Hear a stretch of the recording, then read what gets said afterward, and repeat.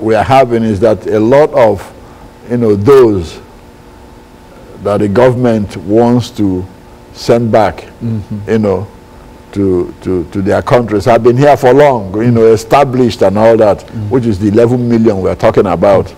But at the same time, this 11 million contribute a whole lot of money to the United States economy.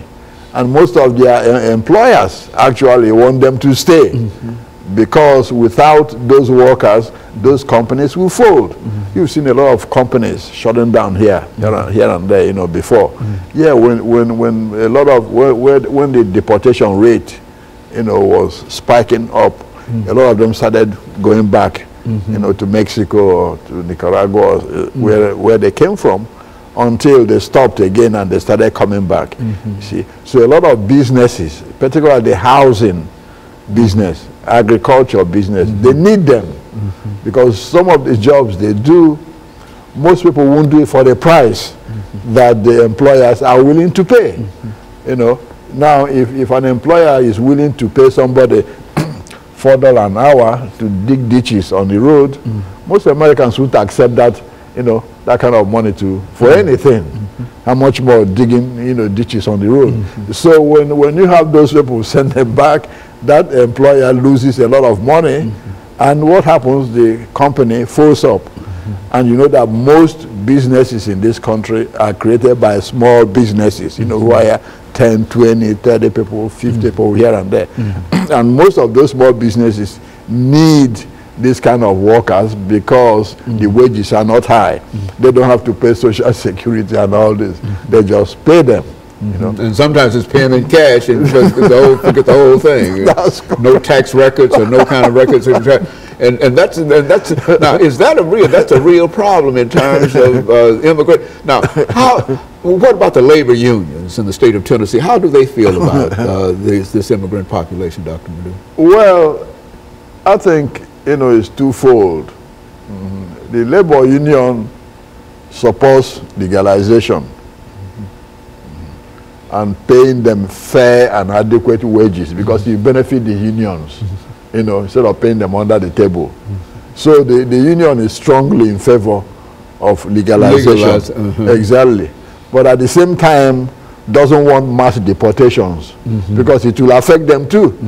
You see, because if a lot of those companies and organizations who belong to labor union are heavily influenced with the Latino population, particularly in California. You talk of the growers business and all this, they are predominantly from Latin America, you see. So the labor union is caught in between. But the best, policy is favor, legalization, but at the same time, fair wages for these immigrants. Because at times it becomes exploitation. See, when you use them and don't pay them adequately. But then most of them, since they're undocumented, cannot complain anyway. Okay, they won't complain. That's the problem. So even if they are not paid, they won't even complain for fear of surfacing and the authorities, getting them. And so they're sort of under fear of not receiving the kind of adequate wage, but at the same time they're also fearful of the fact that if they make too much noise about it, then they might not have a job at all. And if they don't have a job at all, then they are almost automatically deported because of no wages, no jobs, and etc. So that's correct. Well, now, Dr. LMadu, looking over this whole issue, and I think we've talked about Tennessee, and I think the same thing could be said in reference to many other states, especially in the Southeast, etc. But now, when we talk about having a national immigration policy, what are some of the options that the government has now in reference to this policy? Well, we've got about 2 minutes. The government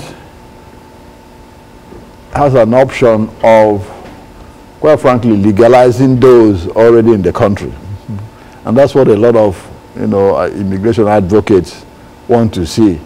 It's difficult to expel 11 million people, most of them with families, wives, children, all this. It's just not going to happen that way, see?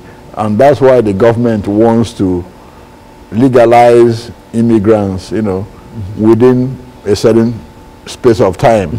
Let everybody, you know, have a green card or a temporary green card to see how they behave in so, you know, so many years, and then you get a permanent green card. Then you can apply for citizenship. I think that's what the government wants to do.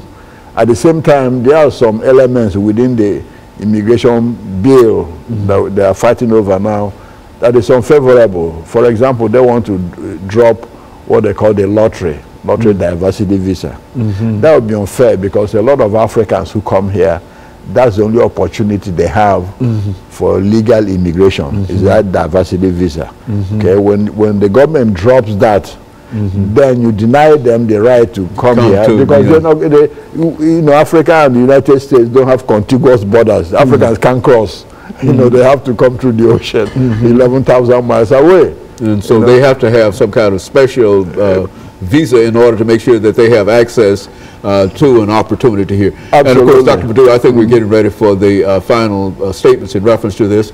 And let me encourage our audience to tune in again next week for another informative edition of Comments. Thank you and good morning.